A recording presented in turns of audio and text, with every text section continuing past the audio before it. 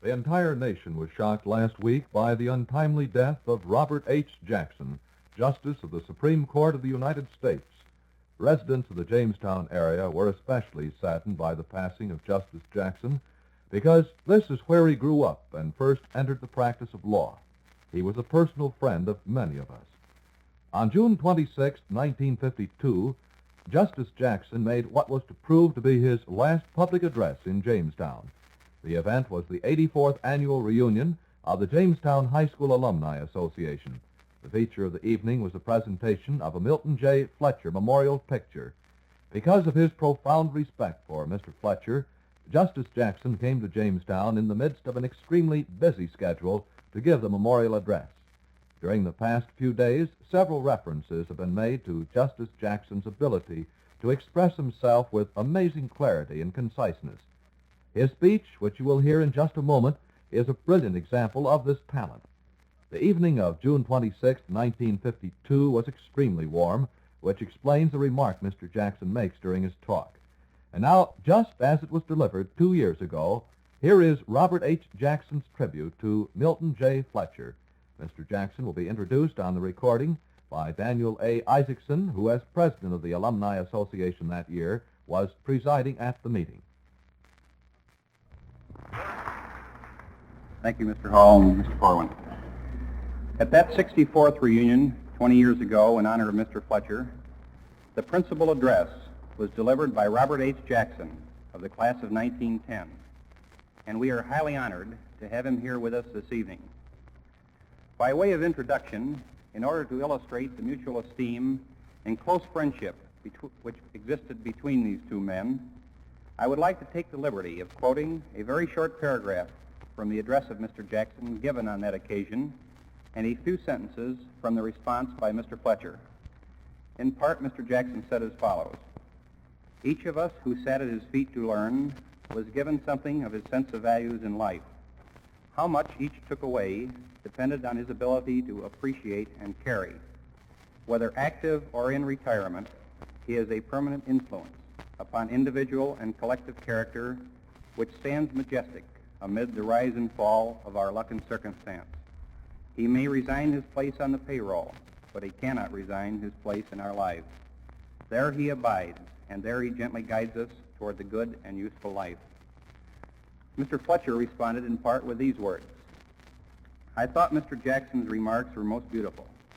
He has a wonderful gift of expressing his thoughts in beautiful language.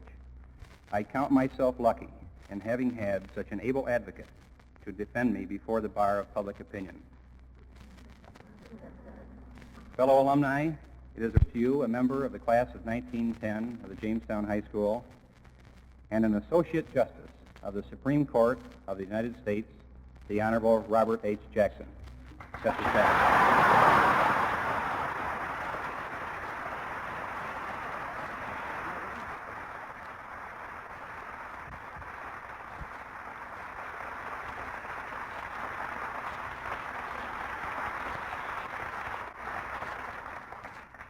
Fellow members and friends of the Jamestown High School Alumni Association, I have come back in the past few years to Jamestown a good many times, but I don't think I've ever had so warm a reception as tonight.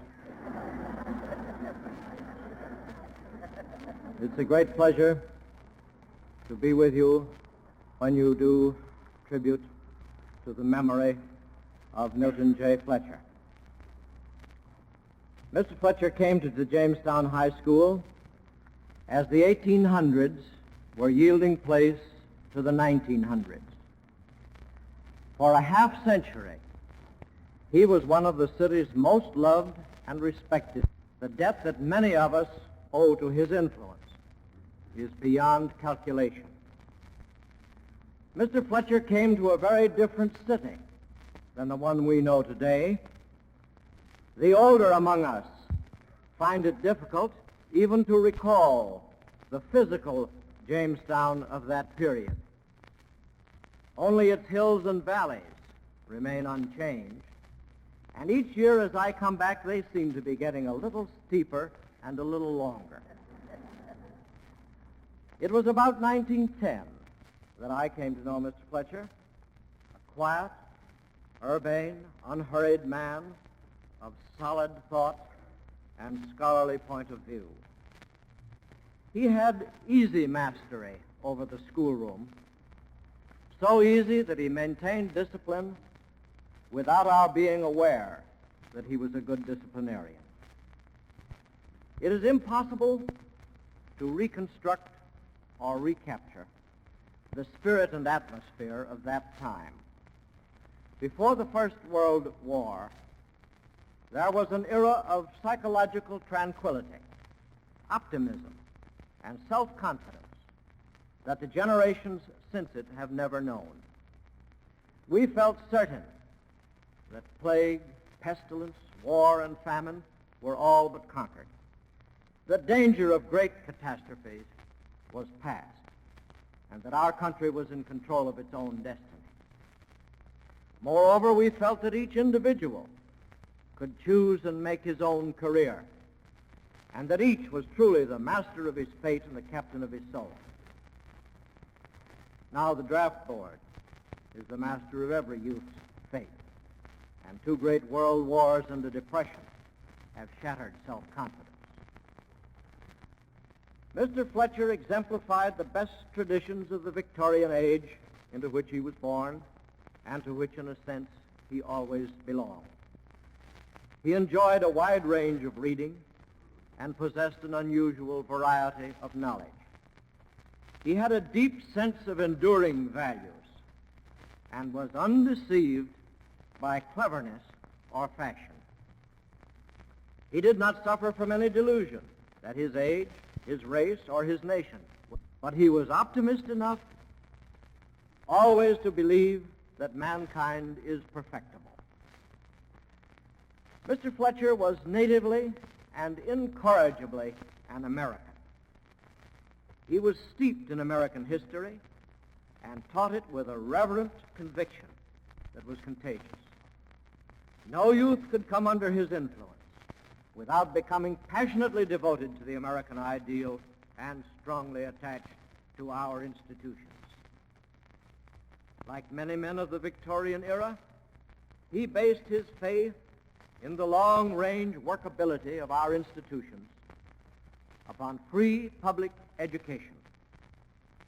Teaching was to him a high mission for both men and women. He gave himself wholeheartedly and single-mindedly to the tasks of his chosen profession and surrounded himself by a corps of teachers with a like sense of devotion. The public school system he regarded as the most important institution in our city and in our country, and he would protect it from every enemy who would subvert or replace it, and he would save it from the neglect of its friends, in which lies its greater danger. We knew him as a Christian gentleman, without pretense, sanctimony, or ostentation, who realized that the teaching of an example is more effective than a lecture. Mr. Fletcher lived in the realm of the intellectual and above petty deeds or petty thoughts. He offered no small talk to win the adulation of the shallow, and I cannot say that he ever was one to suffer fools gladly.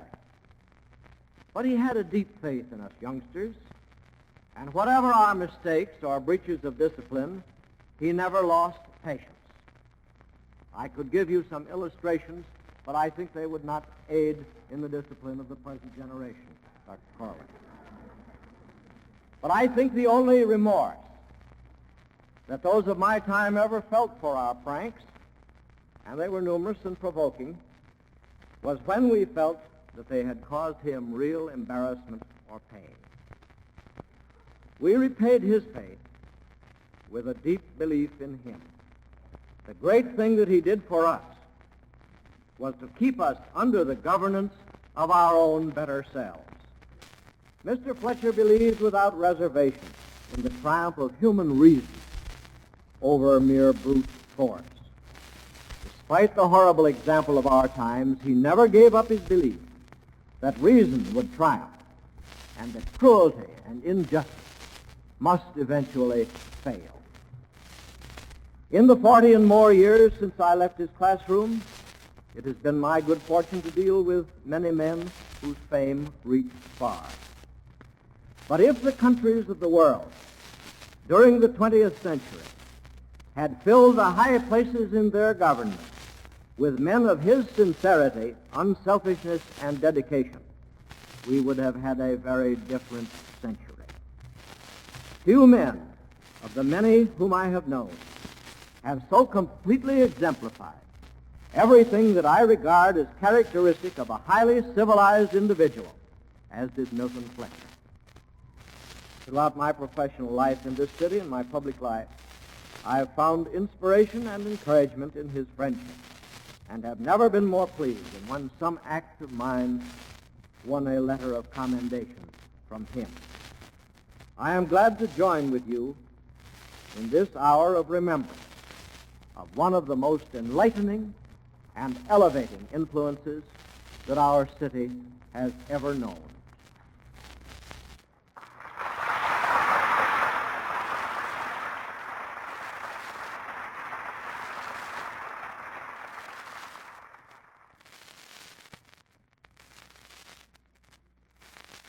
A tribute by the late Supreme Court Justice Robert H. Jackson to his friend and teacher, Milton J. Fletcher. Last Wednesday, Justice Jackson was laid to rest in a peaceful little cemetery called Maple Grove in Frewsburg. Doc Webster of the WJTN announcing and news staff attended the brief burial services along with hundreds of other persons. That night in a special broadcast, he said the following. Good evening, friends. This is Doc Webster. Like many another citizen, I paid tribute today to the late Supreme Court Justice Robert H. Jackson. The ceremonies in Washington and the trip to Jamestown are familiar to you, I'm sure. Justice Jackson's casket was taken from a Pennsylvania train in Warren this morning, brought here to Jamestown to lie in state at St. Luke's Episcopal Church at 4th and Main. It was shortly after 10 o'clock this morning when I joined the numbers in front of the church, and I learned that from the time the doors of the church opened, there had been an endless line of persons passing before the open caskets to pay respect to the Frewsburg man whose career had brought so much pride to Western New Yorkers in all walks of life. The late Supreme Court Justice was surrounded virtually by a magnificent floral tribute from friends in this part of New York and Pennsylvania. An honor guard of members of the Jamestown Commandery Knights Templar stood silently beside the casket. I noticed a beautiful but small bouquet of yellow roses across the casket, and later found that this silent, vibrant tribute was from a very dear and unnamed friend of the late Justice. After moving through the church and back again on Main Street, the sidewalks filling with numbers of quietly conversing people, it seemed as though the spirit of deep reverence had followed out of the church and into the sunlight. Such was the mood of the assembled throngs that conversed in hushed tones on Main Street, on 4th Street. As the hands of the clock crept up to 11 o'clock and then started down toward 11:30, the number of persons increased on both sides of the street, and the line going into the church just continued to move its silent way into the door, past the casket through the church, and then out again into the bright sunlight of the morning. At 11 minutes past 11, the justices of the Supreme Court drove up to the church, immediately followed by Governor Thomas E. Dewey and his party. And as Governor Thomas E. Dewey, hat in hand, walked down Main Street to join the eminent jurists, it flashed quickly through my mind that man certainly is not measured by his physical stature alone. And as the group moved into the church, the sidewalks became more full, and the large crowd gathered as this important crossroads in Jamestown fell almost completely quiet. Promptly at 11:30, the brief services in the church started, and hardly more than 7 minutes later, the Knights Templar of the Jamestown Commandery formed outside the church. Family and friends filed from the church to waiting cars. The casket was brought out by members of the Jamestown Bar Association, with the justices of the Supreme Court as honorary pallbearers, and in an unbelievably short time, the long queue of cars started for Maple Grove Cemetery in Frewsburg. For the entire distance to Frewsburg, housewives came from homes to watch the entourage pass by. Filling station attendants stopped filling gas tanks. Motorists pulled to the curb, joining an already large number of spectators who had chosen vantage spots along the route earlier. In Frewsburg, at Maple Grove Cemetery, another large number of interested citizens awaited the arrival of the procession at the flower-covered grave. The flowers, I was told, had come from Washington Cathedral, where services were held yesterday. Chief among the floral pieces, a large cross of what I believe were white carnations from President Dwight David Eisenhower. And then short graveside services by the Reverend Lauriston L. Scaife, the Bishop of the Buffalo Diocese of Western New York, and the Reverend George F. O'Clay of St. Luke's Church, Jamestown. As I walked through the assembled throngs of people who come, and did come, of course, from all walks of life, the plain citizens, the public officials, the judges, the dignitaries, from the state of New York, from Pennsylvania, from the nation's capital, I heard soft-spoken accolades for this man for whom the services had been held. At the cemetery, I talked quietly with a bright-eyed gentleman of many years who told me, proudly, he remembered when the Jackson family came to Frewsburg. He told me how young Robert H. Jackson, as a youth of some 6 years, was a studious, serious, scholarly, quiet boy who just never seemed to be around when there was mischief afoot. And so it went. Memories of a boy that grew to manhood and became an idol of boys and girls and men and women who lived in western New York and Pennsylvania. The grateful populace here in western New York today paid homage to a neighbor who had come home to rest for the rest of time in the fall-garbed foliage of Frewsburg. Supreme Court Justice Robert H. Jackson now goes to a reward that may recognize even more than those who knew and loved him his true greatness. Mortal man may forget this day, and the memory of those who stood as I stood today among those honoring the late Supreme Court Justice Robert H. Jackson may dim completely.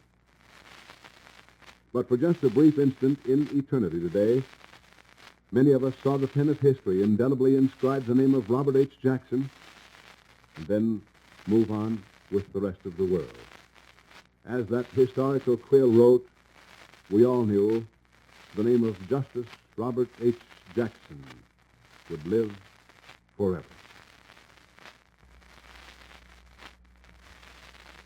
Thank you, Doc Webster. There is very little more that can be said. We hope that these few moments this afternoon have been for you, as they have been for us, a fitting tribute to one of the greatest Americans ever to come from this Jamestown area, Robert H. Jackson.